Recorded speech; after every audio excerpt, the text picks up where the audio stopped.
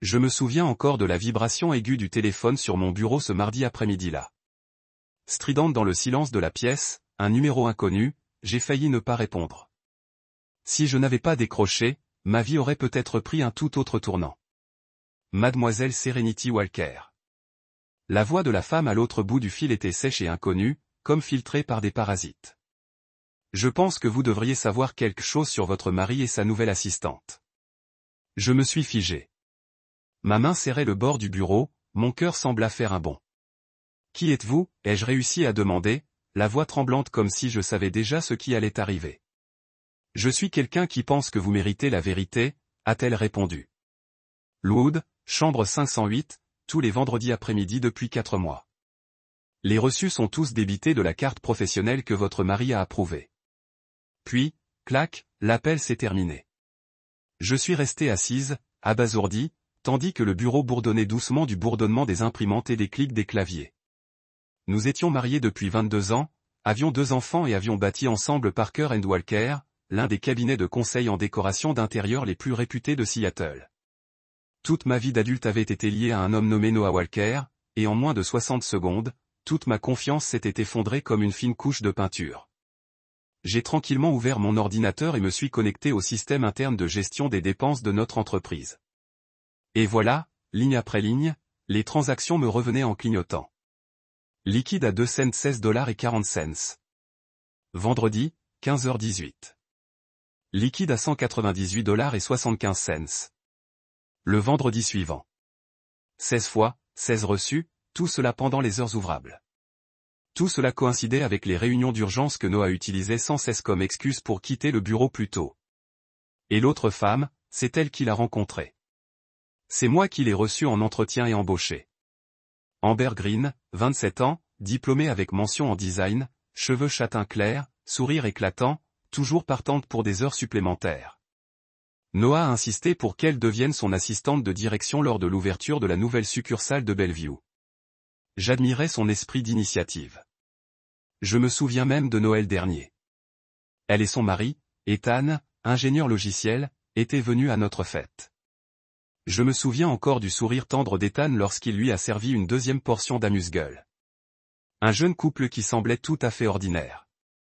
Et maintenant, Amber dormait avec mon mari dans une chambre d'hôtel, débitée sur une carte professionnelle dont j'étais copropriétaire. Ce soir-là, je n'ai rien dit. J'ai préparé le dîner comme d'habitude. Noah est entré dans la cuisine, m'a fait un rapide bisou sur la joue et a laissé tomber sa serviette sur une chaise. La réunion client s'est prolongée tard à Tacoma. La circulation était folle, a-t-il dit en ouvrant un gobelet Starbucks à emporter. J'ai posé le saumon poêlé sur la table. Tu as l'air fatigué, ai-je dit doucement. Ouais. J'ai couru sans arrêt cette semaine. Il a esquissé un demi-sourire, les yeux fixés partout sauf sur les miens. J'ai bu une gorgée de vin blanc, la voix posée. Je pense embaucher quelqu'un pour les opérations numériques. Nos systèmes de gestion des données montrent des signes de fuite. Nous avons besoin d'un spécialiste de la sécurité. Il a expiré brièvement. N'en fais pas tout un plat. J'ai souri, les yeux rivés sur lui. Je pense que je devrais superviser personnellement ce poste. C'est la personne idéale pour ce poste. Pas une once de suspicion n'a traversé le visage de l'homme avec qui j'avais partagé ma vie pendant plus de 20 ans. Je l'ai laissé parler, je l'ai laissé mentir, et j'ai simplement observé, attendant le bon moment. Le lendemain matin, j'ai appelé les RH et demandé la suspension du recrutement pour le poste de cybersécurité de notre nouvelle filiale. J'aimerais examiner personnellement les candidatures, ai-je dit. J'ai quelqu'un en tête. Et ce n'était autre qu'Ethan Green, le mari d'Amber. J'avais discrètement commencé à suivre son profil LinkedIn depuis cet appel fatidique. Ethan était actuellement en congé suite à une fusion dans son ancienne entreprise. Ses qualifications étaient impressionnantes, sa solide expérience, il avait déjà dirigé la sécurité interne. Je savais que je n'aurais pas besoin de beaucoup le convaincre. 2 jours plus tard, j'ai envoyé un SMS à Ethan depuis l'une de nos lignes secondaires pour l'inviter à un entretien privé pour un poste sur mesure. Lorsqu'il est entré dans la salle de conférence ce jour-là, j'ai vu la surprise scintiller dans ses yeux lorsqu'il a réalisé que c'était moi qui l'interviewais. Je suis désolé si c'est inhabituel, a-t-il dit après un moment de silence. Je pensais que c'était un poste informatique à Bellevue. Non, celui-ci est basé ici au siège, ai-je répondu d'une voix calme. Et il me rend compte directement. J'ai besoin de quelqu'un en qui j'ai entièrement confiance. Il a légèrement incliné la tête. Pourquoi moi? J'ai posé mes mains sur la table, le regard rivé au sien, car j'ai l'impression que nous sommes tous les deux en train de jouer un jeu coquin de Nuna avoué à voix haute. Il n'a rien dit de plus, mais j'ai vu sa main légèrement crispée. L'entretien a duré plus d'1 heure, et à la fin, Ethan a compris tout ce que je n'ai pas dit. Quelques jours plus tard, il est devenu le nouveau responsable de la sécurité de Parker et Walker, sous mes ordres directs. Amber n'en avait aucune idée, et visiblement Noah n'a pas pris la peine de le remarquer. J'ai commencé à recueillir des preuves tranquillement, patiemment, un détail à la fois. Chaque réunion inhabituellement longue entre Noah et Amber était notée dans mon agenda. Chaque déjeuner dont il revenait en retard était noté. J'ai demandé à l'équipe administrative de repositionner les caméras du couloir du 3e étage, l'étage où le bureau de Noah et celui d'Amber se faisaient face. Certains membres du personnel ont signalé des fournitures manquantes, ai-je expliqué par email. Personne n'a remis cela en question. Ethan a travaillé silencieusement mais efficacement. Il a mis en place un nouveau système de contrôle d'accès, activé des sauvegardes internes étendues des emails, le tout entièrement autorisé par moi. Concentrez-vous sur l'équipe de direction, lui ai-je dit. Et surtout sur les fichiers téléchargés depuis les machines d'Amber ou de Noah en dehors des heures normales. Chaque fois que je passais devant le bureau d'Amber, je la surprenais à détourner le regard. Chaque fois que Noah rentrait tard, marmonnant à propos de la circulation sur le pont Frémont, j'ouvrais mon ordinateur portable et ajoutais une autre note au dossier intitulé « La 6e porte, l'heure ». Code. Un jour, je suis passé devant la salle de conférence du 1er étage, dont la porte tremblait légèrement, et j'ai entendu le rire discret d'Amber. La voix de Noah suivait, basse et bien trop intime pour un cadre professionnel. J'ai laissé la porte ouverte et j'ai noté l'heure. 17h22, vendredi. Je ne savais pas si Ethan commençait à soupçonner sa femme, mais je savais qu'il voyait les mêmes signes que moi. Un mercredi après-midi, il a frappé à la porte de mon bureau et a délicatement déposé une page imprimée sur mon bureau. Voici le journal des accès en dehors des heures de bureau du poste de travail de Madame Green, a-t-il dit. Plusieurs dossiers financiers ont été ouverts à 23h hier soir. Ce n'était pas prévu au planning. J'ai hoché la tête et plié soigneusement le papier. Voulez-vous que je signale cela à la comptabilité, a demandé Ethan. Pas encore, ai-je répondu en le regardant dans les yeux. Je veux voir ce qu'ils essaient de faire d'autre. Il a marqué une pause de quelques secondes, puis a répondu doucement. Compris. Alors qu'Ethan sortait de mon bureau, j'ai jeté un coup d'œil à travers la vitre. Amber était penché sur le bureau de Noah, son épaule frôlant la sienne. De retour à mon bureau, j'ai allumé l'ordinateur portable, puis j'ai ouvert le 2e fichier. Prochaine étape, les titans du net. 3 semaines après l'arrivée d'Ethan dans l'entreprise, le nouveau système de sécurité était pleinement opérationnel. Personne ne s'en plaignit, car Ethan avait le don de protéger les gens plutôt que de les surveiller. Amber souriait et riait toujours comme si de rien n'était. Noah rentrait toujours à l'heure 2 soirs par semaine et accusait le travail d'être responsable des 3 autres. Je m'étais habitué à mon rôle de cofondatrice posée et silencieuse, plongée dans les dossiers clients et les réunions du conseil d'administration. Mais intérieurement, je documentais chaque détail. C'était un long processus, pas pour les impatients. Un lundi matin, Ethan arriva plus tôt que d'habitude, muni d'un document imprimé et d'une petite clé USB argentée. « On a un problème », dit-il à voix basse. Je fermai mon ordinateur portable et lui fis signe de s'asseoir. Vendredi soir, peu avant minuit, quelqu'un se connecta au système financier depuis l'ordinateur d'Amber. Il téléchargea les données de paie, accéda au relevé de paiement des fournisseurs et autorisa temporairement un compte secondaire. J'ai pris l'impression, scannant chaque ligne de commande. Claire, précise. Aucun autre employé ne se trouvait dans le bâtiment à ce moment-là. Quelqu'un d'autre que moi était au courant? Demandai-je. Ethan secoua la tête. Non. J'ai révoqué cet accès dès que je l'ai remarqué. Mais il est possible qu'ils aient déjà fait quelque chose. J'ai inséré la clé USB et ouvert le fichier. Ethan l'avait préparé. Une feuille de calcul de dépenses suspectes est apparue, $2375 pour des services de conception web pour un nouveau fournisseur. $3820 d'avance pour le projet pilote de Bellevue. $5190 de paiement pour des licences de logiciels non vérifiées. Chaque dépense était inférieure à $5000, dispersées dans le système, mais toutes ont été approuvées par Noah et traitées depuis le compte géré d'Amber. Plus de $120 000 au total, dit Ethan d'une voix calme. Je me suis moqué des 6 derniers mois. Ils ont utilisé des codes de projet inexistants ou affecté les fonds à des catégories annexes non lancées.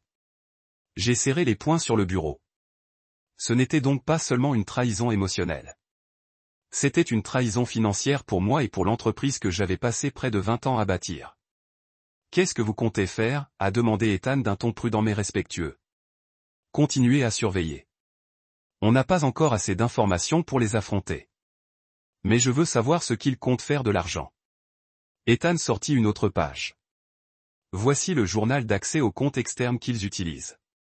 C'est un compte bancaire du Nevada, enregistré auprès d'une SARL le mois dernier. AG Consulting. J'ai esquissé un sourire glacial. AG Amber Green. Ils ne cherchaient même pas à le cacher. Ils n'imaginaient pas que quelqu'un les observait, mais moi, si. Ce soir-là, quand Noah est rentré avec des plats à emporter de notre restaurant italien préféré, j'ai gardé mon sourire habituel. Il a posé le sac sur la table, a enlevé son manteau et a mis du jazz léger.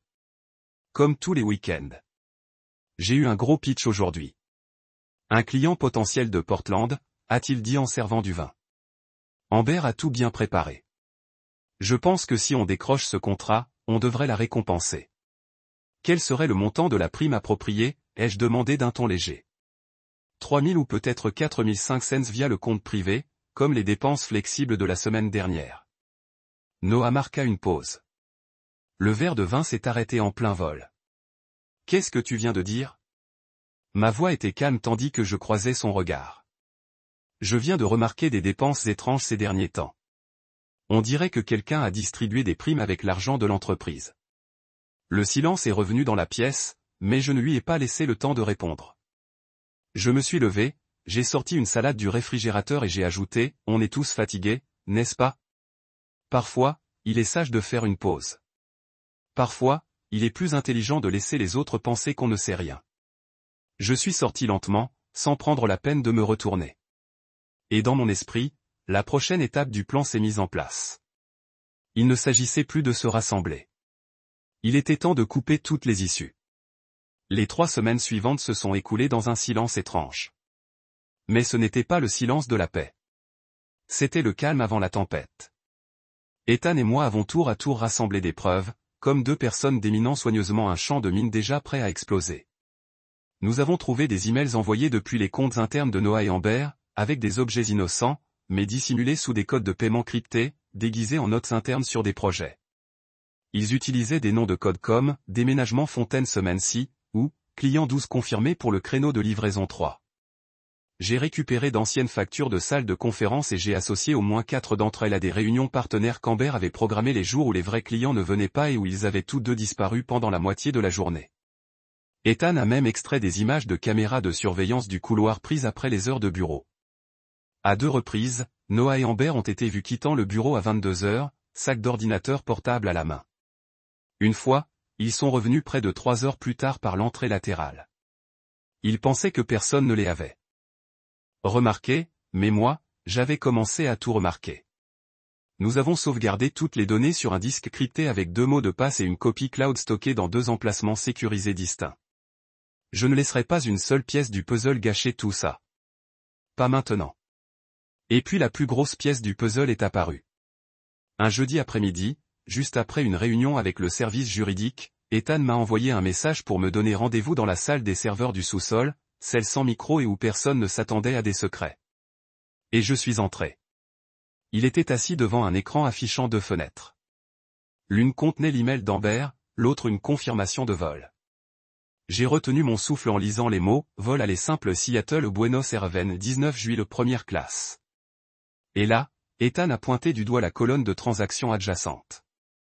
La demande de vérification du transfert du contrat Brentworth est-elle un dépôt initial de 10 millions de dollars? Mon regard s'est arrêté sur la dernière ligne. Approuvé par Noah Walker, préparé par Amber Green. Et ce qui m'a le plus glacé, c'est que les informations du compte du bénéficiaire avaient été modifiées. Ce n'était plus le compte de dépôt habituel de l'entreprise, mais un compte nouvellement ouvert la veille dans une banque hors de l'État. Je me suis assis, essayant de garder mon sang-froid.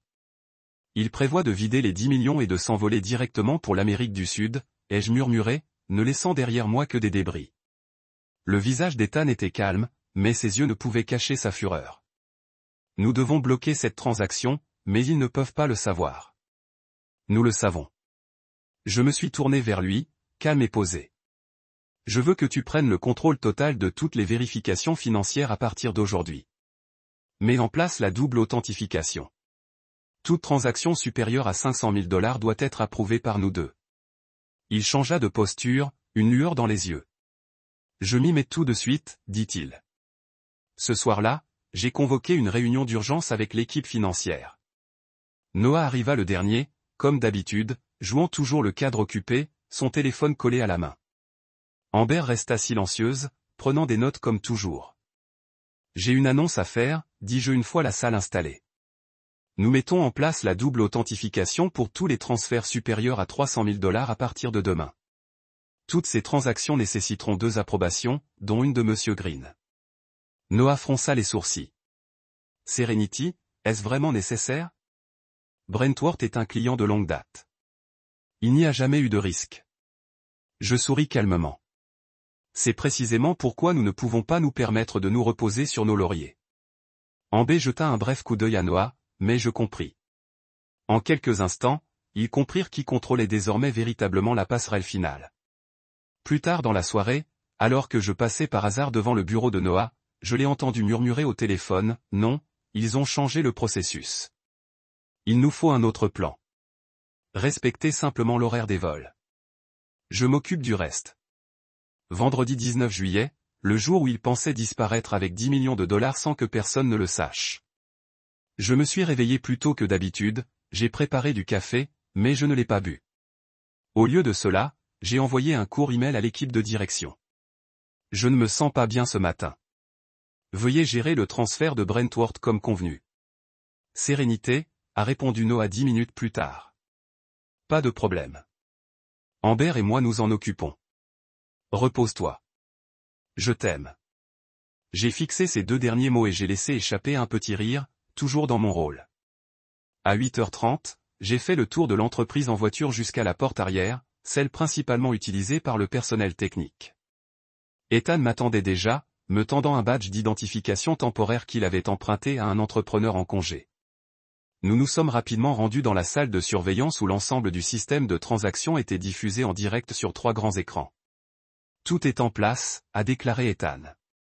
Amber a échangé le jeu de documents contenant les fausses informations de compte hier soir, comme prévu, et elle a envoyé l'email de confirmation à Brentworth ce matin. Et le système, ai-je demandé. Programmé.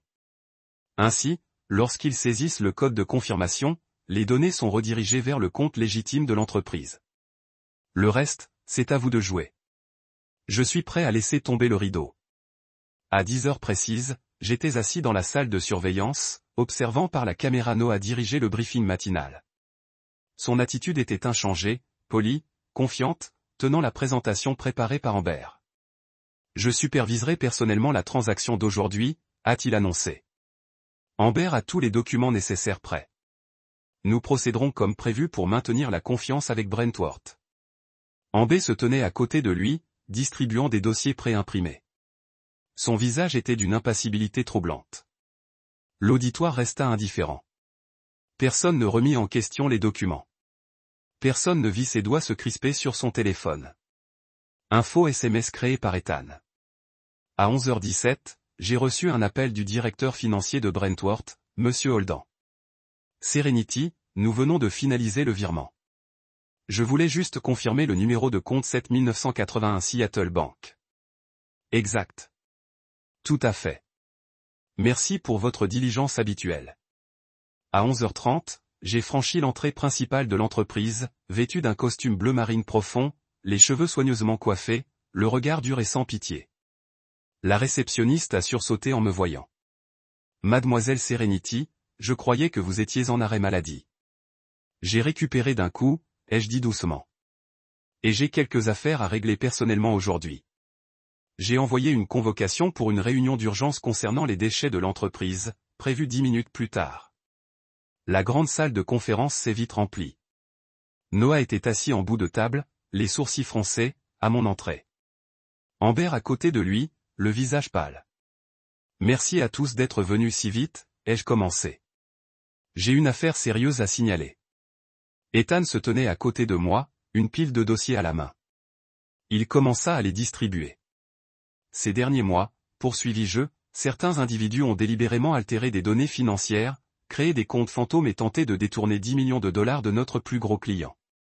Le silence régnait dans la salle. Heureusement, notre système de double authentification a bloqué la transaction, poursuivis-je.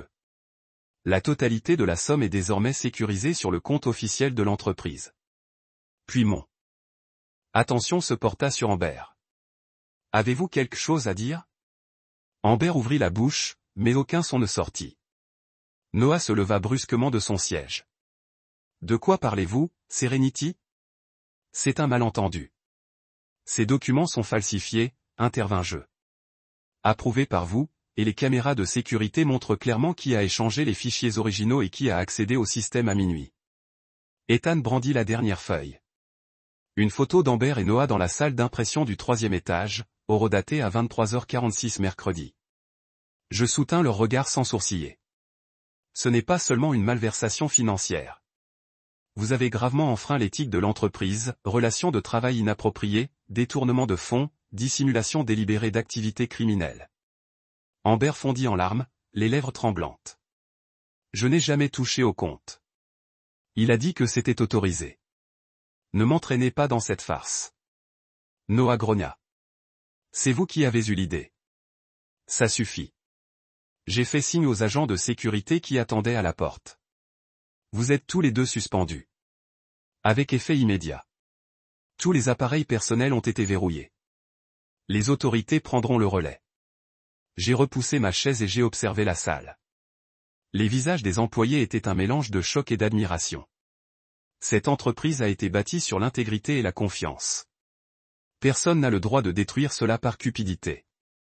Puis je suis sorti de la salle de conférence, laissant derrière moi le regard vide de Noah et les sanglots étouffés de la femme avec laquelle il avait cru disparaître sans se faire remarquer. Amber n'en pouvait plus. Je ne faisais que suivre les instructions. Noah m'a dit de modifier les informations du compte. J'ignorais que c'était illégal. Un silence glacial s'est installé dans la salle. Il ne restait que le léger froissement des papiers et l'escalier abrupt se bloquait sur les deux personnes démasquées. Il fit face à Amber, la voix tremblante. Tu essaies de me faire porter le chapeau. As-tu oublié qui a proposé de partager les comptes? Qui a réimprimé les formulaires de virement et caché les originaux? Tu as dit que tu en assumerais la responsabilité. Amber faillit crier. Tu as dit que Serenity ne prêtait jamais attention aux chiffres. Ils avaient arrêté de se cacher. Maintenant, ils se rejetaient la faute devant tout le monde. Noah me fit face de nouveau, serrant si fort la chaise que ses jointures en blanchirent. Que fais-tu? C'est notre entreprise. On peut régler ça en interne. L'entreprise que j'ai bâtie de toutes pièces. Je l'interrompis d'une voix basse mais ferme. Et je ne la laisserai pas sombrer dans l'avidité et les mensonges. Je m'approchai de la table et déposai 2 enveloppes scellées. Mail pour le FBI, une pour le Conseil de réglementation financière et de la construction de l'État de Washington. Ils ont été contactés et arriveront aujourd'hui.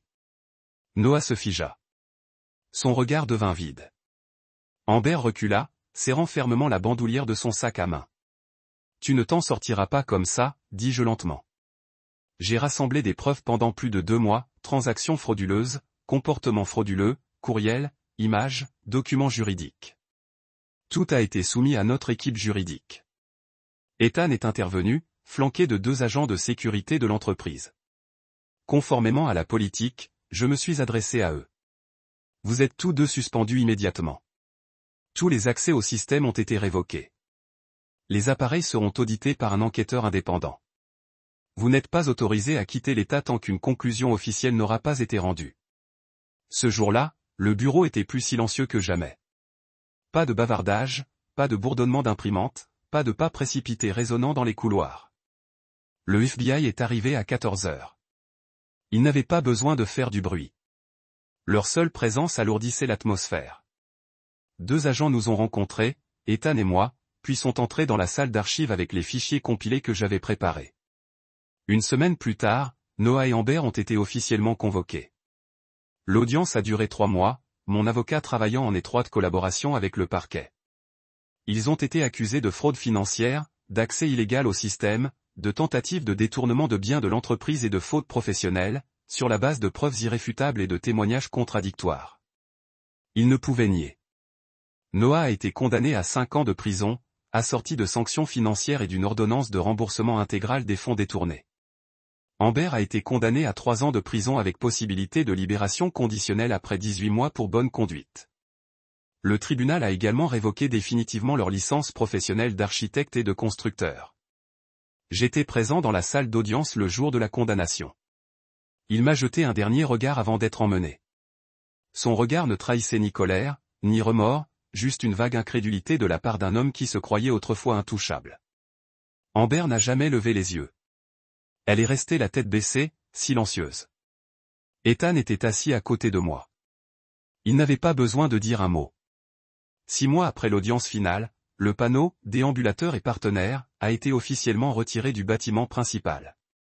Debout de l'autre côté de la rue, un café à la main, je regardais l'ascenseur monter un ouvrier pour arracher chaque lettre, comme pour arracher la dernière couche patinée d'une époque révolue.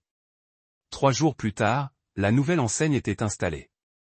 Prix, design et architecture. Je me suis fait un nom. Ce nom était à moi désormais. La lumière était à moi. L'avenir à moi de façonner. Ce matin-là, à l'arrivée des employés, personne ne dit grand-chose. Quelques-uns prirent des photos. Certains hochèrent gentiment la tête en passant devant moi. Les mots étaient inutiles. Ils comprenaient. L'ancien cycle était clos. Un nouveau chapitre commençait. Clair et sans complexe. Le contrat du groupe Henderson fut achevé 3 semaines plus tôt que prévu. Mieux encore, nous avons réduit les coûts de construction de plus de 8% grâce au système d'audit interne mis en place par Ethan. Monsieur Holden, le directeur de projet de Henderson, m'a appelé en privé après la cérémonie de remise des clés. Nous avons travaillé avec de nombreuses entreprises, a-t-il dit, mais je n'ai jamais vu un dirigeant gérer une crise avec autant de sang-froid. Si vous êtes ouvert, nous aimerions que vous supervisiez directement notre projet d'expansion à Denver.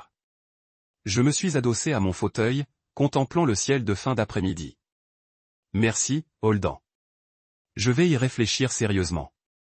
Mes 2 enfants, Caleb et Morgan, sont maintenant adultes et étudient chacun dans un état différent. Mais lorsqu'ils ont appris le changement de nom de l'entreprise, ils ont tous 2 envoyé le même message. Je suis fier de toi, maman. Je l'ai lu 3 fois, puis je l'ai conservé comme une médaille personnelle. Ils avaient été choqués lorsque la vérité sur leur père a éclaté. Mais au lieu de me reprocher d'avoir caché les failles pendant toutes ces années, ils ont choisi de me soutenir sans jugement, sans exiger d'explication. J'ai quitté la maison que je partageais avec Noah, je l'ai vendue à un couple de jeunes mariés et je me suis installé dans un appartement plus petit au 16e étage avec vue sur le lac Union. Pas spacieux, mais la brise est toujours fraîche et la lumière inonde chaque recoin. Chaque matin, j'ouvre les rideaux, je me fais du café, je mets de la musique et je profite. Plus d'ombre derrière moi. Fini de faire semblant que tout va bien. Je ne veille plus tard à consulter les emails de Noah. J'ai arrêté de couvrir les promesses non tenues, les dîners manqués, les voyages annulés, et je n'ai plus besoin de me battre pour l'image de la femme idéale lors des événements professionnels.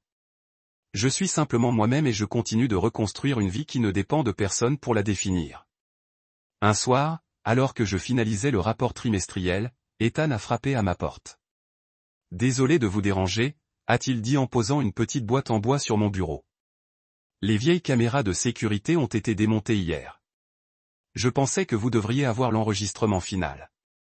J'ai ouvert la boîte. À l'intérieur se trouvait un disque dur. Salle de conférence du label, le 19 juillet. J'ai refermé le couvercle, l'ai mis de côté et l'ai regardé droit dans les yeux. Merci, mais je n'ai plus besoin de le regarder. Alors je le laisse ici, au cas où tu souhaiterais te rappeler pourquoi tu as commencé. Je pensais être la femme derrière un homme qui a réussi. Je croyais que les succès de Noah étaient les nôtres, que ces articles de presse n'avaient pas besoin de mon nom à côté du sien. J'ai accepté le rôle d'arrière-plan. Je lui ai donné la vedette. Je suis restée directrice artistique pendant qu'il jouait le rôle de leader. Mais la vérité, c'est que ce n'était pas de l'humilité. C'était abandonner ma propre voix, abandonner le droit de prendre des décisions et, surtout, abandonner le respect que je n'ai jamais exigé pour moi-même. Noah ne m'a pas détruite. Il m'a simplement aidé à voir à quel point j'avais discrètement cédé le contrôle. Tout cela au nom de la préservation d'un mariage paisible. Et Amber, elle n'en était pas la cause. Elle était le reflet le plus clair de ce que j'avais refusé d'affronter. Être négligé, rejeté et entouré d'une cupidité déguisée en louange. Ces années n'ont pas été vaines. Elles ont construit la femme qui a tout reconstruit. Je les vois comme le fondement. Peut-être que j'étais fissuré, peut-être que ce n'était pas apprécié, mais cela m'a donné la force de reconstruire. Un samedi soir, je rentrais tard chez moi après une réunion client dans nos nouveaux bureaux de Tacoma. Sur l'autoroute déserte, j'ai écouté une de ces vieilles chansons que Noah appelait corny. Le vent filait à travers la vitre fissurée. La ville scintillait au loin, les lumières se reflétant sur l'horizon, notamment une tour récemment rénovée par mon entreprise. J'ai pensé à des choses dont je n'aurais jamais osé rêver auparavant. Aux invitations à des comités d'entreprise. À Morgane, ma fille, qui m'a dit lors de notre dernier appel vidéo, « Maman, j'ai choisi le commerce plutôt que le design parce que je veux diriger une entreprise comme la tienne un jour. Et je suis devenue la femme que j'aurais aimé avoir à mes côtés pendant les années les plus difficiles. La trahison m'a brisé un jour, mais grâce à cette chute, j'ai appris à voler de mes propres ailes et à aller plus loin que quiconque n'aurait jamais imaginé. Je suis rentré chez moi, j'ai enlevé mes chaussures, j'ai allumé la lumière. Sur l'étagère se trouvait la seule photo que j'avais gardée. Mon premier bâtiment, dessiné à la main, à 24 ans, alors que j'étais stagiaire et que je n'avais aucune idée de ce que la vie allait nous réserver. Je l'ai contemplé un long moment. Puis je suis allé à la cuisine, j'ai allumé la bouilloire et j'ai noté quelques idées dans mon carnet. Demain, je présenterai notre prochain projet, le plus important de l'histoire de l'entreprise, et je suis prête. Pas pour quelqu'un d'autre, pour moi-même. Mon histoire ne se résume pas à dénoncer une trahison. Il s'agit de reconquérir mon identité. En tant que femme autrefois négligée, autrefois assombrie par le nom de son mari, mais qui s'est relevée grâce à sa force tranquille, sa résilience et son intelligence, je n'ai pas cherché à me venger par la rage. J'ai répondu avec un succès indéniable. D'épouse en retrait, je suis devenue une leader respectée. Et surtout, j'ai appris à ne jamais sacrifier ma valeur pour m'accrocher à quelque chose qui n'était pas digne de moi. Que pensez-vous de la décision de Serenity? Était-elle trop froide, ou était-ce exactement ce qu'il fallait faire pour se protéger et protéger l'entreprise? Laissez vos pensées ci-dessous et n'oubliez pas de suivre la chaîne pour des histoires de famille plus puissantes comme celle-ci.